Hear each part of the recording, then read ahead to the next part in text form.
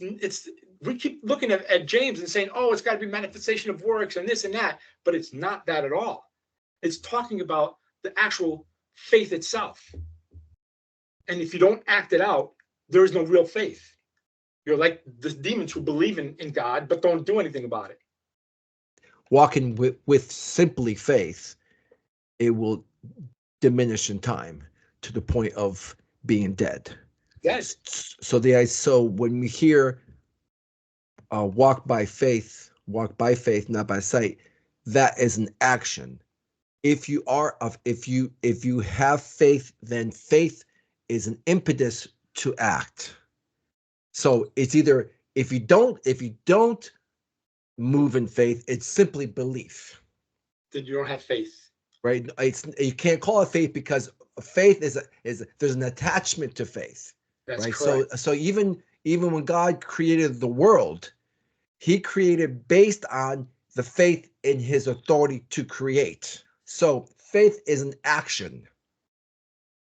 It starts as a belief, but it must become an active action that does now no longer look like simply belief, because as you say, anybody can believe and then sit in your chair all day and say, I believe in God, I believe in I believe in this, I believe in that.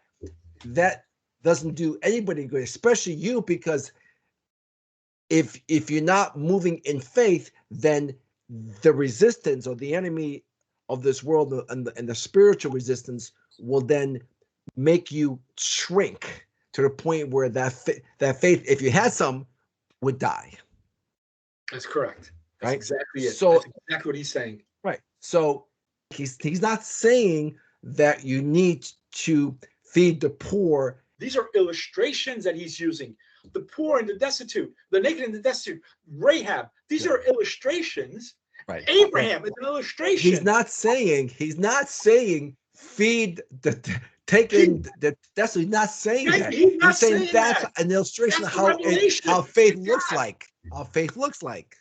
Yeah. That's right. He's just saying that's what it looks like. Just an example. You can throw your own example in. How does faith look like? Your own example. James, like the guy in the desert. I use my own example. That was a guy in the desert. He knows that there's on the other side. He believes on the other side of that next dune that comes up. He can't see on the other side, but he knows on the other side. He believes that there's water. He's dying of thirst on this side. He stays here believing that there's water. He's dead within a couple hours. If he gets up and walks across over that dune, he gets to drink fresh water. That's it. That's what he's saying. Life is multiple steps of faith. And if you're not moving forward, then that part that you said, which I like what he said, something can't be dead unless it was once alive. That's another revelation in there. There's no doubt. Yeah, it was. If it cannot say it's dead if it was never alive. So it had to be alive. Faith is born out of belief. Faith is the actual action step of the belief. It's like an extension of your belief. But then this is what happens.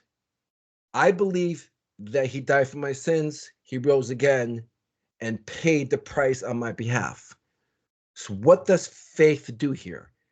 Faith now says, I accept that I no longer have to live the way I've been living for acceptance. So I am released from the stress and the making sure, Lord, did I do this right? But my faith detaches how I used to believe. What Christ did now takes the place. So I no longer have to live with the stress of living a perfect life. I can now rest in the person that lived the perfect life. James refers to it as the law of liberty.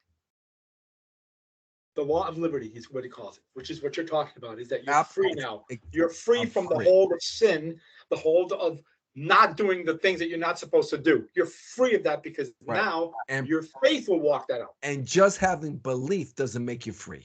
No. Believing it doesn't make you free. No, you have to go get it. You got to go get it with your faith. Yes. You have to go get your transformation. You have to go get everything you believe in. Everything. Get it, because that's the faith. It's Abraham believed what God asked him to do, and he went out and walked it out. The woman with the issue of blood went Same. to get her healing. Yes. That was Yes. that was an act of faith, a step of Correct. faith. I'm going to get it. Yeah. I've heard about this guy. See, there's belief. I've heard there's a healer. He's making the rounds in my town. I've heard about this guy. That's belief. Faith now is I'm going to go touch it. I'm going to go get it. If you believe that you're being called, or that you want to serve the poor or the needy, and then you don't do it because your heart is being pulled towards that, and then you don't do it, you harden your heart against that very belief, and that's how you kill it. Well, that's sin. Right. The spirit is pulling you, and Yeah. you have this to move towards Yeah. something, and you don't.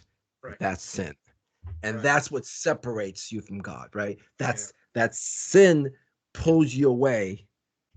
Yeah. It pulls you away from the vine. It pulls you away from His presence. Yeah. You see, faith pulls you towards His presence. What happens to a heart when it's hardened, Marco?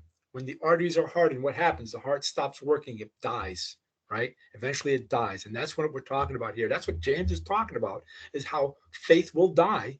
Once was alive, dies because you didn't use it. You didn't walk it out. You didn't walk it out.